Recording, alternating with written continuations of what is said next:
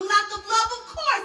Systems are in place to decrease our elevation. At age 14, Arthur Reed, aka Silky Slim, found himself involved in gang violence and locked up in a correctional facility for 2 counts of attempted second-degree murder.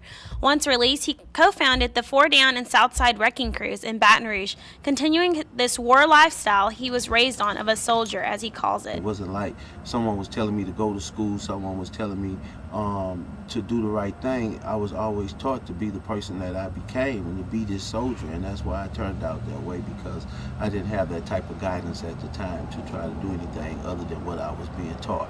With such a huge name in the South as a leading gangbanger, it took Silky Slim 22 years to realize it was time for a change. He saw being poor as living in hell, and that alone locked him in the system of the streets in its glory. Money, cars, women, houses. So I was willing to stay in that different level of hell with comfort instead of returning back to the hell that I came from. In many cases, I would think about getting out of the street life, but when I look back to where I had to go, I realized I was in a better hell than the one that I had actually grew up in. Linda Smith, mother of 3 deceased boys due to gang violence, reflects on what she wished her boys would have been a part of Silky Slim's project.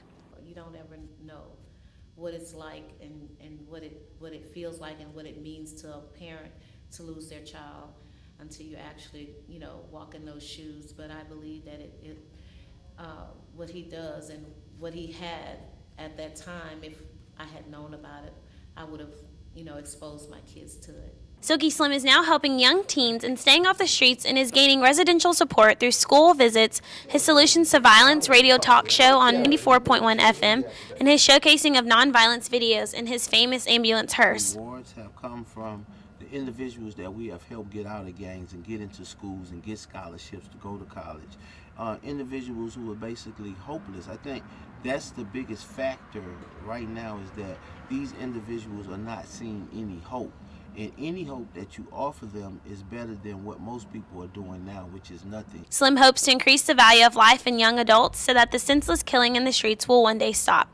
With Tiger TV Newsbeat, I'm Bene Vincent.